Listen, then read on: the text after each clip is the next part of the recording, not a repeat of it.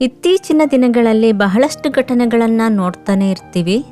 ಮಕ್ಕಳು ತಮ್ಮ ವಯಸ್ಸಾದ ತಂದೆ ತಾಯಿಗಳ ಹತ್ರ ಆಸ್ತಿನೆಲ್ಲ ಬರೆಸ್ಕೊಂಡು ಅವ್ರಿಗೆ ಊಟ ತಿಂಡಿ ಕೊಡದೆ, ಅವ್ರಿಗೆ ಸರಿಯಾದ ಆರೈಕೆ ಮಾಡದೆ ಅವರನ್ನು ಕಡೆಗಣಿಸೋದು. ಯಾಕೆ ಈ ನಡುವೆ ಜನಗಳು ಈ ಥರ ಆಗ್ತಾ ಇದ್ದಾರೆ ಅನ್ನೋದಂತೂ ಗೊತ್ತಾಗ್ತಾ ಇಲ್ಲ. ತಂದೆ ತಾಯಿಗಳು ಎಷ್ಟು ಆಸೆ ಇಟ್ಕೊಂಡು ತಮ್ಮ ಮಕ್ಕಳನ್ನ ಬೆಳೆಸಿರ್ತಾರೆ. ತಾವು ಯಾವುದನ್ನು ಅನುಭವಿಸೋಕ್ಕೆ ಆಗಿಲ್ವೋ ಅದನ್ನು ಮಕ್ಕಳು ಅನುಭವಿಸ್ಕೊಂಡು ಇರಲಿ ಅಂತ ಆಸ್ತಿನೆಲ್ಲ ಮಾಡಿರ್ತಾರೆ. ಸುಖವಾಗಿ ತಿನ್ಕೊಂಡು ಉಂಡ್ಕೊಂಡು ಇರೋವಂಥ ಟೈಮಲ್ಲಿ ಎಲ್ಲನೂ ಮಕ್ಕಳಿಗೋಸ್ಕರ ತ್ಯಾಗ ಮಾಡಿ ಆಸ್ತಿ ಮಾಡಿ ಕೂಡಿಟ್ಟಿರ್ತಾರೆ. ಮಕ್ಕಳಿಗೆ ಒಂದು ಒಳ್ಳೆಯ ವಿದ್ಯಾಭ್ಯಾಸ ಕೊಡಿಸಿ ಅವ್ರಿಗೆ ತಮ್ಮ ಕೈಲಾದಷ್ಟು ಆಸ್ತಿನ ಮಾಡಿ ಅವರಿಗೆ ಮದುವೆ ಮಾಡಿ ತಮ್ಮ ಹೆಸರಲ್ಲಿದ್ದ ಆಸ್ತಿನ ಅವ್ರಿಗೆ ಬರೆದು ಕೊಟ್ಬಿಡ್ತಾರೆ.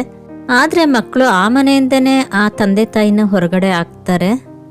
ಇದು ನಿನ್ನೆ ಮೊನ್ನೆ ಕತೆ ಅಲ್ಲ, ತುಂಬ ವರ್ಷಗಳಿಂದ ಇದೇ ಥರ ನಡ್ಕೊಂಡು ಬರ್ತಾ ಇದೆ. ನಾನು ಇತ್ತೀಚೆಗೆ ಪೇಪರಲ್ಲಿ ಒಂದು ನ್ಯೂಸ್ ನೋಡಿದೆ.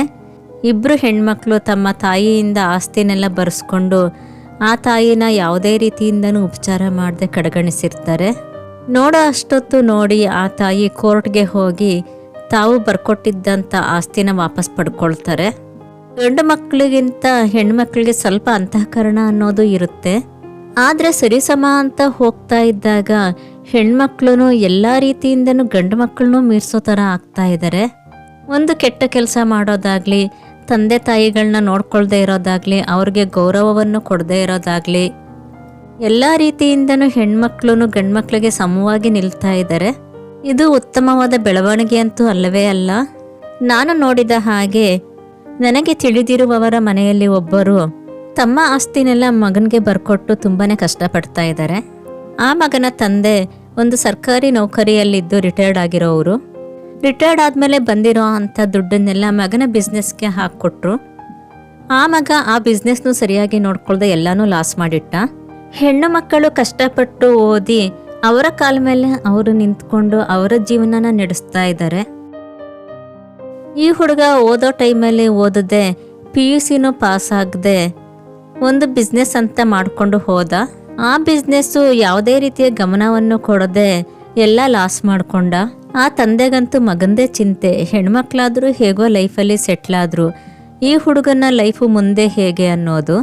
ರಿಟೈರ್ಡ್ ಆದಮೇಲೆ ಇರೋದಕ್ಕೆ ಒಂದು ಆಶ್ರಯ ಬೇಕಲ್ವಾ. ಮಗನಿಗೆ ಮದುವೆಯನ್ನು ಮಾಡಿದ್ರು. ಮಗನಿಗೆ ಒಂದು ರೀತಿ ಇನ್ಫೀರಿಯಾರಿಟಿ ಕಾಂಪ್ಲೆಕ್ಸು. ನಾನು ಚೆನ್ನಾಗಿ ಓದಲಿಲ್ಲ, ಕೆಲಸದಲ್ಲಿಲ್ಲ, ನಮ್ಮ ಪರಿಚಯದವರೆಲ್ಲ ಒಳ್ಳೆ ಕೆಲಸದಲ್ಲಿದ್ದಾರೆ, ಒಳ್ಳೆ ದುಡಿಮೆ ಇಲ್ಲ ಅನ್ನೋ ಇನ್ಫೀರಿಯಾರಿಟಿ ಕಾಂಪ್ಲೆಕ್ಸಲ್ಲಿ ತಂದೆ ತಾಯಿಗಳ ಮೇಲೆ ಕೂಗಾಡ್ತಾ ಇದ್ದ ಒಂದು ಮನೆಯನ್ನು ಗಲಾಟೆ ಮಾಡಿ ತನ್ನ ಹೆಸರಿಗೆ ಬರೆಸ್ಕೊಂಡ. ತಾನು ಏನು ದುಡಿದೇ ಇದ್ರೂ ಅಹಂಕಾರ ಮಾತ್ರ ಸ್ವಲ್ಪನೂ ಕಡಿಮೆ ಆಗಲಿಲ್ಲ. ಜೊತೆಗೆ ಹೆಂಡತಿನೂ ಅವನ ದಾರಿನೇ ಹಿಡಿದ್ಲು. ತಂದೆ ತಾಯಿಗಳಿಗೆ ಮರ್ಯಾದೆ ಅಂತೂ ಸಿಗ್ತಾನೆ ಇರಲಿಲ್ಲ. ಜೊತೆಗೆ ಯಾವಾಗ ನೋಡಿದ್ರು ಆಸ್ತಿ ಮಾಡಲಿಲ್ಲ, ಆಸ್ತಿ ಮಾಡಿರ್ಲಿಲ್ಲ ಅನ್ನೋ ಗಲಾಟೆ ಬೇರೆ. ಮನೆಯಲ್ಲಿ ಸ್ವಲ್ಪನೂ ನೆಮ್ಮದಿ ಅನ್ನೋದು ಇಲ್ಲದೆ ಹೋಯ್ತು.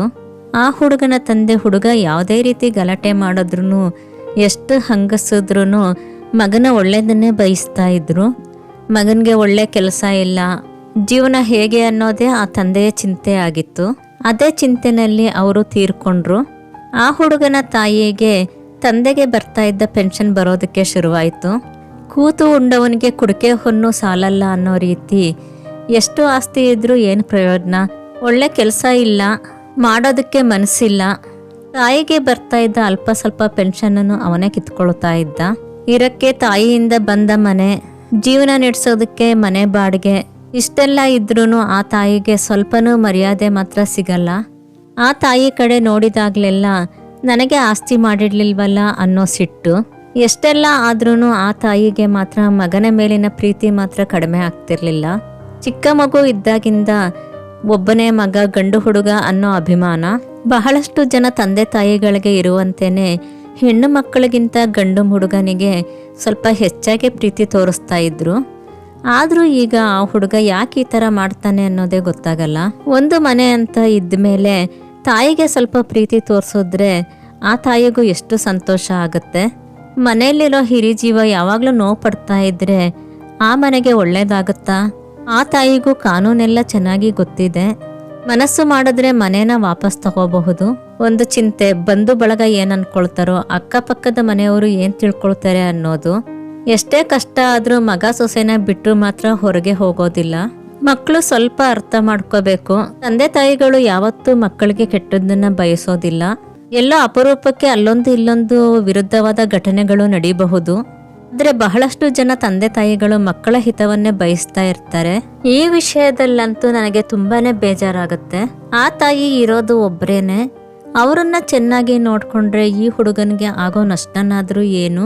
ತಂದೆ ತಾಯಿಗಳು ತಮ್ಮ ಉಳಿತಾಯನೆಲ್ಲ ಮಕ್ಕಳಿಗೆ ಕೊಡೋದ್ರಲ್ಲಿ ಸ್ವಲ್ಪ ಯೋಚನೆ ಮಾಡಬೇಕು. ಜೀವನ ಅನ್ನೋದು ಒಂದೇ ಥರ ಇರೋದಿಲ್ಲ. ಒಂದಲ್ಲ ಒಂದಿನ ಎಲ್ರಿಗೂ ವಯಸ್ಸಾಗೇ ಆಗುತ್ತೆ.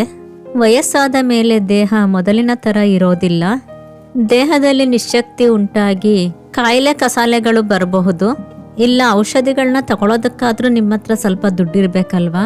ಎಲ್ಲನೂ ಮಕ್ಕಳಿಗೆ ಬರ್ಕೊಡೋದಕ್ಕೆ ಮೊದಲು ಸ್ವಲ್ಪ ಯೋಚನೆ ಮಾಡಿ. ನಿಮ್ಮ ಖರ್ಚು ವೆಚ್ಚಗಳಿಗೆ ಎಷ್ಟು ಬೇಕೋ ಅಷ್ಟನ್ನ ನಿಮ್ಮ ಹತ್ರನೇ ಇಟ್ಕೊಳ್ಳಿ. ನಿಮಗೆ ಮಕ್ಕಳು ಅಂದರೆ ತುಂಬ ಇಷ್ಟ ಇರುತ್ತೆ. ಆದರೆ ಮಕ್ಕಳಿಗೆ ಒಂದು ಅನುಮಾನ ಇದ್ದೇ ಇರುತ್ತೆ, ಎಲ್ಲಿ ಇರೋ ಆಸ್ತಿನೆಲ್ಲ ಬೇರೆಯವ್ರಿಗೆ ಕೊಟ್ಬಿಡ್ತಾರೋ ಅನ್ನೋದು. ಅದರಿಂದ ಆಸ್ತಿನೆಲ್ಲ ತಮ್ಮ ಹೆಸರಿಗೆ ಬರ್ಕೊಡೋದಕ್ಕೆ ಪಟ್ಟು ಹಿಡಿತಾರೆ. ಅವರು ಕೇಳಿದ ತಕ್ಷಣ ಆಸ್ತಿನೆಲ್ಲ ಅವ್ರ ಹೆಸರಿಗೆ ಬರೆದು ಕೊಡಬೇಡಿ. ನಿಮಗೆ ಎಷ್ಟು ಬೇಕೋ ಅಷ್ಟನ್ನ ಇಟ್ಕೊಂಡು ನಂತರ ಮಿಕ್ಕಿದ್ದನ್ನ ಬೇರೆಯವ್ರಿಗೆ ಕೊಡಿ. ಯಾಕಂದ್ರೆ ಮಕ್ಕಳಿಗೂ ಮುಂದೆ ದುಡ್ಡು ಕೊಡು ಅಂತ ಕೇಳಿದ್ರೆ ಅವ್ರಿಗೂ ಕಿರಿಕಿರಿ ಆಗ್ಬೋದು. ಅದು ನಿಮ್ಮದೇ ದುಡ್ಡಿರ್ಬೋದು. ಆದರೆ ಒಂದು ಸಲ ಅವ್ರ ಹತ್ರ ಹೋದ್ಮೇಲೆ ಮತ್ತೆ ವಾಪಸ್ ಕೊಡು ಅಂದರೆ ಅವ್ರಿಗೆ ಒಂದು ರೀತಿ ಕಿರಿಕಿರಿ ಆಗುತ್ತೆ. ಮಕ್ಕಳು ಎಷ್ಟೇ ನಮ್ಮ ಮಕ್ಕಳಾದ್ರೂ ಅವರ ಪರ್ಸನಲ್ ವಿಷಯಗಳಲ್ಲಿ ತಲೆ ಹಾಕಬೇಡಿ. ಅವರ ಮಕ್ಕಳನ್ನ ಅವರು ಬೆಳೆಸೋದು ಅವ್ರಿಗೆ ಗೊತ್ತಿರುತ್ತೆ.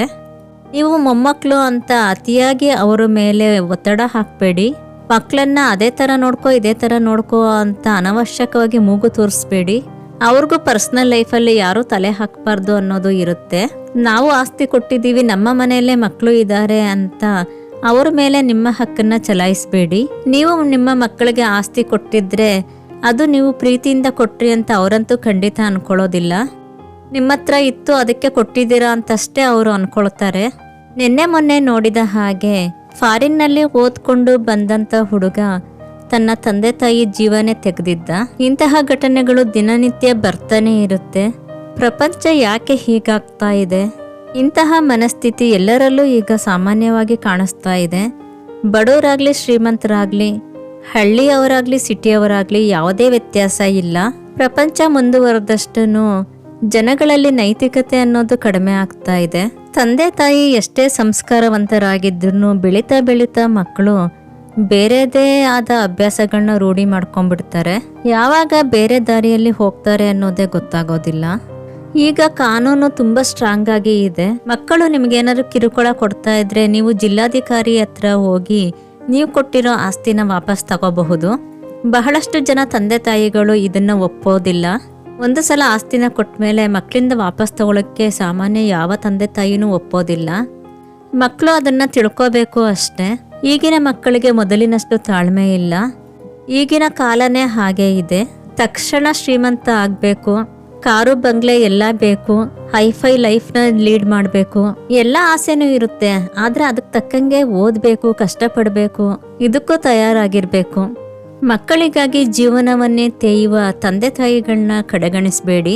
ಅವರು ನೇರವಾಗಿ ನಿಮ್ಮನ್ನ ಶಪಿಸ್ತಾ ಇದ್ರೂ ಅವರು ಹಾಕೋ ಕಣ್ಣೀರು ನಿಮಗೆ ಶಾಪವಾಗುತ್ತೆ. ಗಂಡು ಮಕ್ಕಳಾಗ್ಲಿ ಹೆಣ್ಣು ಮಕ್ಕಳಾಗ್ಲಿ ತಂದೆ ತಾಯಿ ಬಗ್ಗೆ ಸ್ವಲ್ಪ ಕರುಣೆ, ಅನುಕಂಪ, ಪ್ರೀತಿನ ಬೆಳೆಸ್ಕೊಳ್ಳಿ.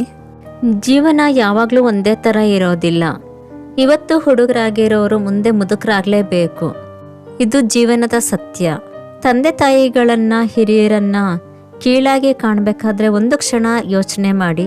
ನಾವು ಇವತ್ತು ಹುಡುಗರಾಗಿರೋರು ನಾಳೆ ಮುದುಕರಾದಾಗ ನಮಗೂ ಇದೇ ಪರಿಸ್ಥಿತಿ ಬಂದ್ರೆ ಯಾವ ಥರ ಇರುತ್ತೆ ಅಂತ. ಉತ್ತಮವಾದ ಜೀವನನ ನಾವೇ ರೂಢಿ ಮಾಡ್ಕೋಬೇಕು. ನಿಮ್ಮ ಅಕ್ಕಪಕ್ಕದ ಮನೆಗಳಲ್ಲಿ ನಿಮಗೆ ತಿಳಿದಿರುವವರ ಮನೆಯಲ್ಲಿ ಇಂಥ ಘಟನೆಗಳನ್ನ ನೀವು ನೋಡಿದ್ದೀರಾ? ಕಮೆಂಟ್ ಮಾಡಿ ಹೇಳಿ. ನಿಮಗೆ ಈ ವಿಡಿಯೋ ಇಷ್ಟ ಆದರೆ ಸಬ್ಸ್ಕ್ರೈಬ್ ಮಾಡಿ. ನಮಸ್ಕಾರ.